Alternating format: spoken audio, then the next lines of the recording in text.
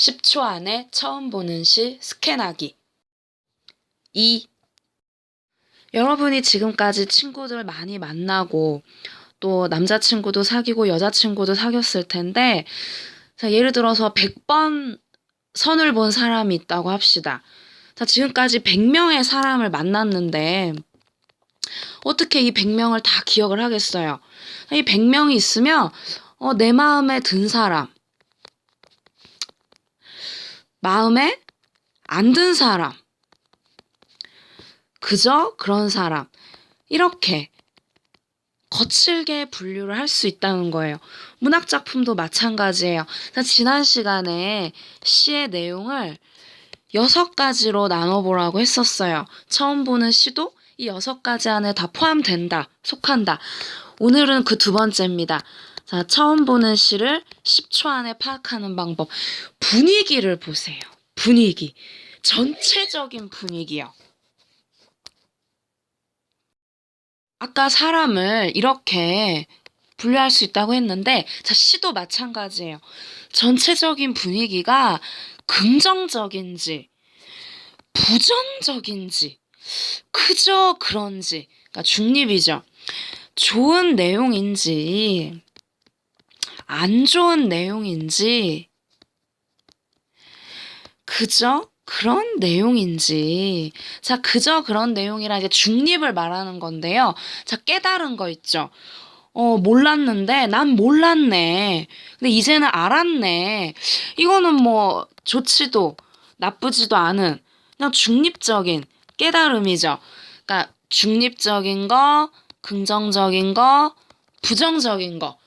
시의 전체적인 분위기를 3가지로 나눌 수가 있다. 긍정, 부정, 중립. 자, 그러면 전체적인 분위기를 보는데 아까 긍정, 부정, 중립 얘기했죠. 자, 조금만 더 심화를 해보면 자, 시가 뭐 전체가 전부 다 긍정적이고 전부 다 부정적이고 전부 다 중립적이고 그런 경우도 있지만 자, 안 그런 경우도 있어요. 긍정적이었는데 나중에는 뭐 부정적으로, 그리고 긍정적이었는데 계속 긍정적인 거, 그리고 처음에도 부정적이었고 끝에도 부정적이고, 그리고 처음에는 부정적이었는데 나중에는 긍정적이고, 그리고 중립적인 거. 자, 이렇게 또 나눌 수가 있습니다. 자, 이 중에서 여러분이 교과서에서 많이 보고 또 문제집에서 많이 보고, 그러니까 우리가 배우는 문학작품 중에 어떤 분위기가 가장 많을까요? 자, 1번, 2번, 3번, 4번, 5번 중에. 자, 뭡니까? 예. 자, 교육적인 차원에서 이런 시가 가장 많아요. 그러니까 처음에는 부정적이었는데 결국엔 희망, 긍정적인 분위기로 바뀌는 시예요. 자, 이런 시는 뭐예요? 처음엔 긍정적이었는데 나중에는 좀 부정적인 거. 이런 시예요. 자연은 좋은데 인간은 왜 이러냐? 자, 처음엔 좋았는데 나중에는 비판하죠. 그죠? 그리고 현재는 좋은데 과거는 왜 그 모양이냐? 뭐 이런 식으로 시가 전개될 수도 있어요. 자, 그 다음에 계속 슬픈 거죠. 계속 부정적인 거. 이제 이런 분위기는 사별. 이제 죽음이 나올 때 좀 시가 전체적으로 처음부터 끝까지 계속 부정적이고 우울하고 슬프죠. 자, 이거 뭐예요? 끝까지 긍정적인 시. 이런 시예요. 자연 속에 있으니까 참 좋다. 자, 이런 시는 처음부터 끝까지 계속 긍정적이잖아요. 그죠? 그래서 이런 유형별로 제가 지금 설명을 드리고 있고. 자, 이 시는요. 뭐 정말 예로 엄청나게 많은 시가 있어요. 처음에는 부정적이었는데 나중에 그래도 살만한 세상이야. 희망을 발견하는 거. 자, 이런 시는 아까도 말했듯이 뭐 깨달았네. 긍정도 부정도 아닌 중립적인 내용. 자, 그래서 이런 시가 가장 많다고 했는데 안 좋은데 좋아졌으면 좋겠다. 이제 이 과정이 중요하죠. 그리고 안 좋은 상황에서 어떤 삶의 태도를 지니게 되는가. 이게 중요한 거예요. 절망 속에서 희망을 발견하려면 의지가 있어야 되겠고 뭔가를 간절하게 소망하는 그런 태도도 필요하겠죠. 노력도 해야 되겠죠. 가만히 있으면 안 되고 절망적인 상황에서 희망을 발견하려면. 자, 그래서 여러분이 시를 좀 전체적으로 파악할 필요가 있는데 이제 부정적이었는데 이제 긍정적인 분위기로 바뀌는 시가 가장 많다. 이 과정에서 어떤 것이 작용하느냐? 소망이 이 과정으로 들어갈 수도 있고 의지적인 태도가 이 과정에 들어갈 수도 있죠. 이제 그것은 총괄해서 노력이라고 할 수 있죠.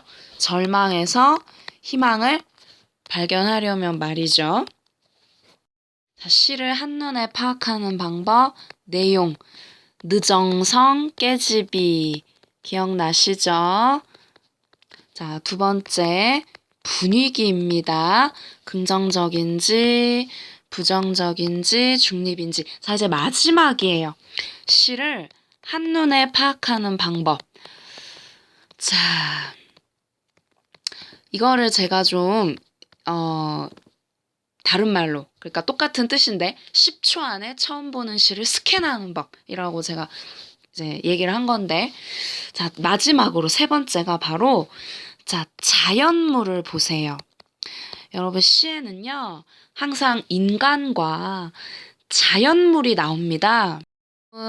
여러분, 자연물이라 하니까 진짜 environment, 마산, 호수 이런 것만 또 생각하시면 안 되고, 자, 제가 말하는 이 자연물이란 사람이 아닌 모든 것을 말해요. 그러니까 사물도 되는 거죠. 자연, 사물, 아시겠죠? 그래서 이 사물을 바라보는 존재는 누구예요? 인간이에요. 자, 이세돌과 알파고가 대결을 했죠. 이세돌은 인간이고 알파고는 인간이 아닌 사물이에요. 인공지능. 자, 이렇게 우리 일상 속에서도 인간과 인간이 아닌 것의 한판 승부, 뭐 대립 이런 걸 볼 수가 있는데 시도 마찬가지예요. 시도 인간만 계속 나오는 시도 물론 있겠죠. 근데 이제 많은 시가 인간 단독으로 나오는 게 아니라 그 인간, 그 사람이 무엇을 보는가, 인간이 아닌 무엇을 보고 느끼는가, 그거에 시에 많이 나타납니다. 자, 인간이 아닌 자연이나 사물이 인간에게 어떤 영향을 주는가.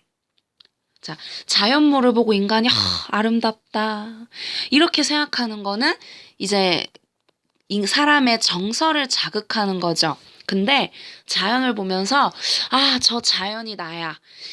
저 갈매기가 나냐. 내가 갈매기냐. 꿈속에서 나비를 보았는데 나비가 내가 된 것인가? 내가 나비가 된 것인가? 자연물과 내가 똑같은 경우도 있어요. 자, 그것을 여러분이 이제 중학생 때부터 그리고 작년 고등학교 1학년 때까지 계속 들었을 이제 감정이입이란 그 문학 용어로 설명을 하죠. 감정이입. 인간의 감정이 자연물에 들어가서 자연물과 내가 똑같다. 그런 경지에 이르는 거죠. 자, 그런데 이 자연과 인간이 대립할 수도 있습니다. 예를 들어서 자연은 정말 항상 나무, 지난 시간에 나무를 예를 들었었는데 나무는 사시사철 그늘을 드리워주는데 인간은 왜 이러냐. 이럴 때는 자연과 인간이 반대죠. 그러니까 자연처럼 살면 좋겠는데 인간이 그렇지를 못해요. 그러면 인간을 비판하는 거고 자연처럼 되고 싶다는 건 지향이죠. 그래서 여러분이 시 속에 쓰인 자연물의 역할을 보셨으면 좋겠어요.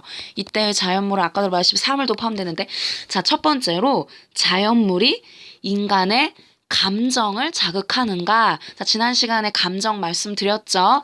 저 나무를 보니까 나무에서 처음 만났던 첫사랑과 사귀었다가 헤어진 기억이 떠올라서 그립다. 이거는 자연물이 인간의 감정을 자극하는 거예요. 근데 저 나무를 보니까 나 같다. 저 나무가 나야. 이렇게 나무와 내가 똑같다고 생각하는 경우도 있어요. 그러니까 완전 대응이 되는 거죠. 여러분 함수 배우셨죠? x, y 쓸 때 여기 정의역과 공역 완전 1대1 대응. 똑같다. 자, 마지막으로는 이제 자연물과 인간이 완전 반대, 대비가 되는 거예요. 대비. 자연은 안 그런데 인간은 왜 그래? 이런 거. 이게 바로 자연과 인간이 반대되는 거죠.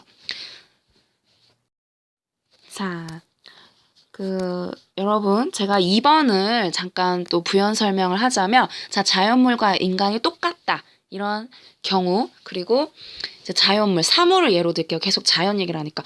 우리도 저 통통 떨어지는 공처럼 한번 살아보자. 공은 떨어졌다 또 튕겨서 올라올 수도 있고 그렇잖아요. 우리도 떨어지는 공처럼 살자. 그거는 1, 2, 3번 중에 뭐예요? 자, 사물처럼 살고 싶다는 거잖아요. 2번에 해당하는 거죠. 여러분, 교과서 23쪽에 실려있는 나이덕 시인의 땅 끝으로 예를 들겠습니다. 자, 3가지 볼게요.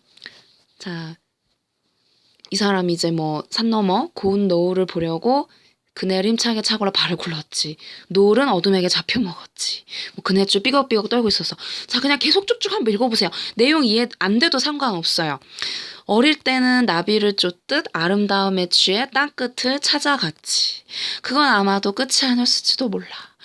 그러나 살면서 땅끝에 서게도 되지. 자, 땅끝 제목 나왔네요. 자, 내용 모르면 그냥 넘어가세요. 살기 위해서는 이제 뒷걸음질만 허락된 것이라고 파도가 아가리를 쳐들고 달려오는 거 바로 땅끝이겠죠. 찾아 나선 것도 아니었지만 끝내 발 디디며 서 있는 땅의 끝, 땅끝. 그런데 이상하기도 하지. 자, 지금 앞부분을 보면요. 자, 느낌이 어때요? 어둠에게 잡아먹혔대요. 노을은 아름다운데 어둠에게 잡혀먹었고 또 이 삐걱삐걱 떨고 있었고, 자, 떤다는 게 그다지 긍정적이진 않죠. 그래서 땅끝을 찾아갔는데 막 뒷걸음질 치고, 그죠? 그리고 또 뒷걸음질도 좋은 의미는 아니에요. 여러분 계속 앞으로 나가고 싶지 뒷걸음질 치자 이런 건 없잖아요. 그리고 파도가 아가리를 쳐들고 달려든다. 뭔가 좀 무섭기도 하고. 그래가지고 이제 찾아 나선 것도 아니었다. 그러니까 땅끝을 지향한 건 아니에요. 내가 찾아 나선 게 아니기 때문에. 그런데 이상하기도 하지. 위태로움 속에 아름다움이 스며 있다. 자, 이 사람이 하고 싶은 말이 나온 것 같아요.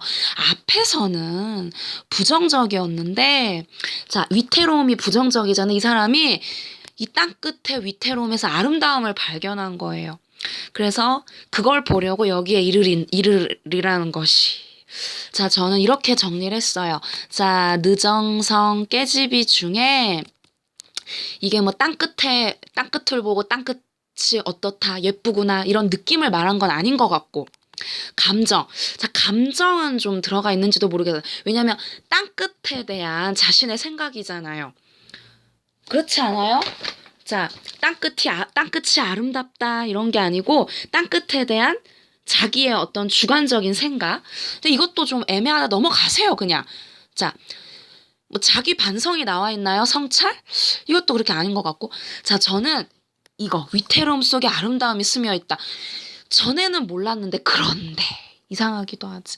이 사람이 땅끝을 안 좋게 보다가 좋다고 위태로움 속에 아는 사람을 좋게 생각하기 시작하는 거야. 그래서 저는 이 시를 이 시가 땅끝에 대한 깨달음을 나타낸 시구나 하고 저는 전체적으로 파악을 했고요. 전체적인 분위기는 이제 부정에서 긍정으로 나아가고. 자, 자연물 보세요. 땅끝을 보고 어때요? 땅끝이 어떤 이 사람에게 생각을 줬잖아요. 그죠? 땅끝에는 땅끝은 위태로워 보이지만 아름다움이 스며 있구나. 인간으로 하여금 뭔가를 느끼게 하잖아요. 땅끝이 나와 같아. 이런 얘기는 안 했어요. 그러니까 이퀄도 아니고 땅끝은 저런데 인간은 왜 이 모양이야. 비판도 아니죠. 그래서 이렇게 자연이 인간에게 어떤 생각을 하게 하고 감정을 자극하는 역할을 한다. 자, 이렇게 전 정리했습니다. 여러분이 시를 볼 때, 자, 요렇게 3가지를 정리하는 연습을 하시면 좋겠어요. 느정성 깨집이 중에 뭐고, 전체적인 분위기는 어떻고, 자연물의 역할은 어떤가.